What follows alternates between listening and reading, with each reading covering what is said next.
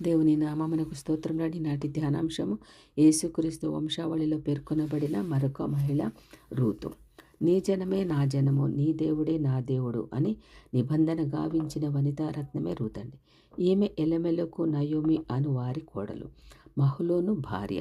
మోయాబు దేశమునకు భర్త కుమారులతో వలస వెళ్ళిన నయోమి వారి మరణంతో నిరాధారముగా మిగిలి కోడండ్రతో బెత్లెహేమునకు ప్రయాణమై మార్గమధ్యంలో వారిని తమ తల్లిదండ్రుల యొద్దకు తిరిగి పొమ్మని చెప్పిందండి. అందుకు వడంబడిన ఓర్ప ముద్దుతో అత్తను వీడి వెళ్ళగా రూతు అత్తను హత్తుకొని పలికిన మాట ఇది. ఆమె అత్తతో కూడా బెత్లెహేమునకు ప్రయాణించి అచ్చటనే నివసించి యూదా గోత్రపు కొదమ సింహమైన యేసుక్రీస్తు వంశావళిలో నిలిచి దేవునిచే ఏర్పాటు గావించబడిన మోయాబురాలైన అన్యస్త్రీ. అట్టి సుభాగ్యానికి పాత్రురాలగుటకు ఆమె ఎందుగల శ్రేష్ఠ సుగుణాలెట్టివో మనము ఆధ్యాత్మికముగా జ్ఞాపకం చేసుకుందామండి. రూతు అనగా సౌందర్యం అని అర్థం. శారీరక సౌందర్యమే కాక హృదయగత ఆత్మ సౌందర్యానికి ప్రతీక ఆమె.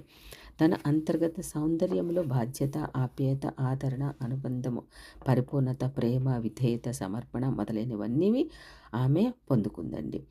కనుకనే తిరిగి వెళ్ళమని అత్తగారు ఎంత బ్రతిమలాడినా వెనక ఆమెనే వెంబడించి భర్తను, కుమారులను పోగొట్టుకొని అలమటిస్తున్న అత్తగారికి అండగా నిలిచి తాను వైధవ్యము అనుభవిస్తూ కూడా అత్తగారి నీడలోనే సేదతీరాలని ఆశించిన రూతు అత్తగారి బాధ్యత తాను స్వీకరించి తన బాధ్యత అత్తగారిపై మోపిన ఆత్మ సౌందర్య రాశి. నీ పనుల భారము యెహోవా మీద మోపము అని చెప్పబడిన రీతిగా చేసి నీ తల్లి ముదిమయందు ఆమెను నిర్లక్ష్యం చేయకుము అను ఉపదేశానుసారముగా తల్లి వంటి అత్తగారిని వీడక వెంబడించిన గుణశీలి. నీ తోటి కోడల వలె నీవును నీ జనుల యొద్దకు వెడలమని నయోమి బ్రతిమలాడిన వినక పొంగి పొర్లే ఆప్యాయతతో అనురాగంతో అత్తను హత్తుకొని కౌగలించి పలికిన ఆణిముత్యముల వంటి మాటలు ప్రతి కోడలికి ఉండాలండి. ఋతు గ్రంథము 1 అధ్యాయం 16-17 వచనములలో. నా వెంబడి రావద్దనియు నన్ను విడిచిపెట్టమనియు బ్రతిమాలు కొనవద్దని, నీవు వెళ్ళి చోటుకి నేను వచ్చేదను, నీవు నివసించు చోటనే నేను నివసించదును, నీ జనమే నా జనము, నీ దేవుడే నా దేవుడు, నీవు మృతి పొందు చోటనే నేను మృతి పొందెదను, మరణం తప్ప ఏదైనాను నిన్ను నన్ను వేరు చేసినచో యెహోవాకే ఎంతైనాను కీడు చేయుగాక అని పలికిందండి. యెహోవా నాకు ఎంతైనా కీడు చేయను కాక అని పలికిందండి. ఆహా, ఎంత గొప్ప ప్రేమ, ఎంత గొప్ప సమర్పణ జీవితం కదండి. ఎంత ఆశ్చర్యకరమైన నిబంధన. ఏ కోడలు చేయలేని గొప్ప ప్రమాణం అది. మోయాబు సౌందర్య రాశి రూతుకే చెల్లిందండి. తన ఇంటిని, తన జనులను, తన దేశాన్ని, తన దైవాన్ని అన్నింటినీ విసర్జించి అత్తకు దేవుడైన యెహోవాయే దేవుడని విశ్వసించి సేవించిందండి. అందుకే దివ్య తేజోసుందర రూపుడైన యేసుస్వామి తన వంశావళిలో ఆ అన్య స్త్రీకి స్థానం కలిగించారు.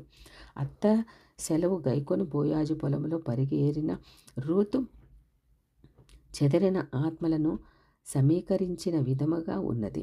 బోయాజు ఆమెను, ఆమె పనిని చూశాడు. ఆమెను గూర్చి పనివారిని అడిగి తెలుసుకున్నాడండి. పనుల మధ్య ఏరుకొనుటకు సెలవిమ్మని వేడిన ఆమె మనవిని అంగీకరించాడు. మొర్రపెట్టిన దేవుడు జవాబు అనుగ్రహిస్తాడండి. ఆమె కూర్చి విన్న బోయాజుకు ఆమె తన అత్తకు చేసినదంతే గ్రహించి దేవుడు ఆమెపై అమిత దయ, ప్రేమ, కటాక్షం కలిగించాడండి. వేరొక పొలంలోనికి పోవద్దని, అతని పనికత్తెల యొద్దనే నిలువమని, కుండలలో నీరు త్రాగుమని సెలవిచ్చాడు. అంతేకాదు, యెహోవా నీవు చేసిన దానికి ప్రతిఫలమిచ్చును, ఆయన నీకు సంపూర్ణమైన బహుమానం ఇచ్చును, ఆయన రెక్కల క్రింద నీవు సురక్షితంగా ఉండదవని దీవించాడు. బోయాజు ఆమెకిచ్చిన దీవెన యెహోవా బోయాజు ద్వారా ఆమెకు సిద్ధింపచేయుటే దేవుని సంకల్పం. ఆమె తృప్తిగా తినగా మిగిలిన పేలాలు ఆమెకు అందించాడు. నా గిన్నె నిండి పొర్లుచున్నది అని దావీదు కీర్తించిన విధముగా ఆమె కడుపు మాత్రమే కాక జీవిత పాత్రనే నిండించి పొర్లింపచేశాడు దేవుడు.